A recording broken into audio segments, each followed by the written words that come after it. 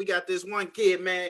He's a big Packers fan. He's a big Packers fan like you. He's a big Packers fan, and he's from Satellite Beach, Florida, and he verbally committed to University of South Florida on April 22nd, 2020.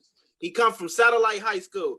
Everybody, please welcome Mr. Gunner Greenwald. Hey, what's up, y'all? Hey, Gunner, how you doing? I'm good. How are you? Pretty good, man. How is it down there in Satellite, Florida, man? How is it down there? How's the weather? It's Florida, man. We're right on the beach, you know. It's the lifestyle. It's everything you want. We're loving it down here, that's for sure. No, man. Hey, I would love it too if I'm by the beach every day. If I got all these problems, I'm going to the beach, man. Every day. For sure. That's what's up. Yeah, but Gunner, man, before on the show, you was telling me like you a big Packers fan, man. And you know my host Trey, he's a Packers fan too, man. So yes, sir. Before we get into this next topic about the Green Bay, I don't want you to get too much Packer Nation in this topic. All right, let's stay on topic. All right, man. Can we please stay on topic? All right. Yeah, for sure. I got you. All right. So you know, early in the week, Matt LaFleur, he stated that Aaron Rodgers is going to be their quarterback for a great long time. Now, Trey, I want to hear your reaction to it. Do you believe Aaron Rodgers will be in Green Bay for a long time? Well, I don't like what Mike LaFleur is trying to sell, because the fact that him and general manager for the Packers, the fact that they picked Jordan Love, and not only did they select Jordan Love, they moved up in the draft to get Jordan Love. General manager Brian Gutekunst and Matt LaFleur, they're trying to sell us on this idea that they want Aaron Rodgers around for a really long time. I'm not buying it, because you would have never selected Jordan Love with that first pick that you had in the first round. We got to the NFC Championship game last year. We were one game away from the Super Bowl. All you needed to do was try to give Aaron Rodgers some help, get another receiver to go across from Devontae Adams, and I think that would have helped us get back to the Super Bowl. You can't tell me that I'm your guy, but yet you select my replacement. Makes no sense. Gunner, what's your opinion about it? Yeah, hey, same thing. Watching the draft, seeing that the Packers didn't get any receivers is just stupid, honestly. Seeing that they moved up in the draft just to get Jordan Love, I think that they're looking to replace Rodgers, which I used to love Rodgers. I think he's a great quarterback. He's still a great quarterback, but seeing that he's getting old for sure. I mean, let's just be real. But I mean, Jordan Love, he's also a great quarterback, and if we slip him in there and maybe get a couple receivers down the line, we'll be good. Now, real quick, Gunner, before we move on, you said our quarterback, Aaron, is getting a little old. See, when I look around the league and I look at Big Ben in Pittsburgh, I look at Drew Brees in New Orleans, I look at Tom Brady now in Tampa Bay, Phillip Rivers now with the Colts. Out of all the veteran quarterbacks, our quarterback, Aaron Rodgers, I believe he has the most left in the tank. I still think Aaron could play another 6 or 7 years at a high level. What's your thoughts about that when it compares to the rest of the other veteran quarterbacks that we got in the NFL? You know what? I agree with that too. I mean, we'll see how it goes with the Packers. I'm hoping he doesn't get traded anytime soon. I'd say, honestly, I take Drew Brees over Aaron any day. I'm going to be real. Drew Brees. Yep. What? Hey, Drew Brees is nasty, man. You can't say that. Drew Brees is disgusting. He's a good player, great leader. Wow. I mean, wait a minute, Clint. Hold on, Gunner. I gotta challenge you, Gunner. You think Drew Brees, if you're looking at legacy-wise, like legacy and career, you think Drew Brees is better than Aaron Rodgers? Yeah, 100%. So you think Mr. Same Drew Brees, who doesn't have an NFL MVP on his resume, that you think is better than Aaron Rodgers, who has 2? Still, seeing what Drew Brees has done in his career, it's still I don't know. I just like Drew Brees better. Oh my God! I'm loving the energy, Gunner, but I want to choose Brees. Brees, man, he's helmet. I'm not choosing Brees. I'm probably AR over Brees, because Brees, man, he's getting old. He's older than Aaron Rodgers, so I'm definitely choosing Rodgers over him. But I'm gonna just say this: I feel like Rodgers. I've been telling Trey this. I feel like Rodgers has a 2-year window in Green Bay. You don't draft a quarterback and don't expect him to sit for 5 or 6 I agree with years. that. I agree with that 100%. He don't sit for 5 or 6 years, and that's almost his rookie contract right there. I think if Aaron Rodgers don't take them back, probably don't take them to the Super Bowl or at least the NFC Championship, they gonna think about something. They gonna think about some stuff about keeping him or not. Or the main thing is they gonna be more comfortable with Jordan Love as their starting quarterback in the next 2 or 3 years. I don't think that Jordan Love is not going to be the bench player for 5 or 6 years. It's ridiculous, man. I don't think that. Now, see, Gunner, let me explain something to you, Gunner. I don't know why Clarence brought this up as our first topic with you, because he knows I get really emotional about Aaron Rodgers and the Packers. Why did you bring this up? Why? Why did you bring this up? I want to know how I am. Man. He's a Packers fan. I get emotional. Emotional star, huh? Hey, we gotta be honest, man. Hey, so Gunner, man, what's your expectation for the Green Bay Packers this season? I'm hoping for a good season, kind of like last year, maybe a little bit better. I mean, going to the playoffs, get a couple wins, hopefully make it to the Super Bowl. Every year, I'm gonna be honest, every year I go in and I'm worried for the Packers. I mean, me and my dad are the same way. He's from Wisconsin. He grew up a Green Bay fan, and man, he doubts them so much. And I just tell him to stay with me. I'm like, you gotta trust in him, man. And we watch him every year. Hey Trey, you need to talk to his dad. You need to talk to his dad. Yeah. Now, Gunner, let's switch gears. Let's talk about you. I know we know you committed to University of South Florida, April 22nd. Yes, sir. So the question here is, why South Florida?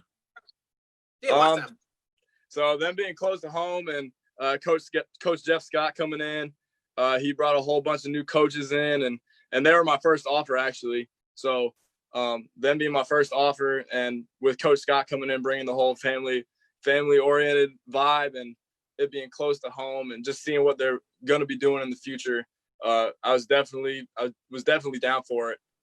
Going to campus and seeing how the campus was and how they run their team, and texting with some former players right now, and some of them being Fred Lloyd, Holden Willis, and Mitch Wilcox, who was just the tight end who got signed to the Bengals.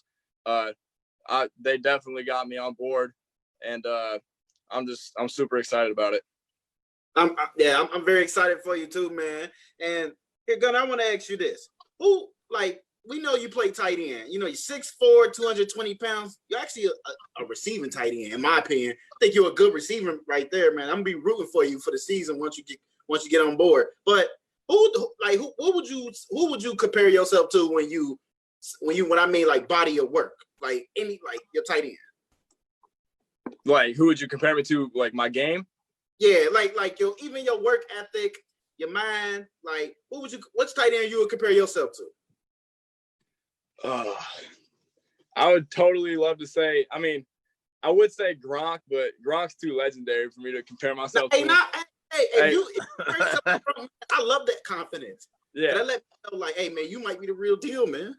But I'd say like work ethic and everything. I love Travis Kelce. Travis Kelce, the way he does everything is awesome. And I mean, yeah, Travis Kelce for the Chiefs. Seeing what he does every day and the work that he puts in just to be one of the top tight ends, I definitely look up to that, and I really love what he does. Now, let me ask you this, Gunner. Who do you believe is the best tight end in the NFL? You know, you got George Kittle out there in San Francisco in the Bay. You got Travis Kelce with the reigning Super Bowl champion Kansas City Chiefs. I like Zach Ertz as well with the Philadelphia Eagles. I don't think he get enough love. You got Kyle Rudolph, who's actually from Cincinnati, and he went to Elder here as well. So you got a lot of nice tight ends in the NFL. Who would you say, if you had to pick one, who you would say is the best tight end in pro football? You mean like as of right now, or like all time? All right now. We'll get to all time in a minute. Right now, who's the best tight end in pro football? Right now, I'd probably say George Kittle, to be honest, just overall blocking and passing. Talking to college coaches about what he does. During my recruiting, I would talk to UCLA, and he used to show me a George Kittle film, and just seeing what he does in the blocking game and the passing game, and just how he is as an overall player. He's probably the best tight end in the league, that's for sure. Yeah, see, Agreed. man. Agreed.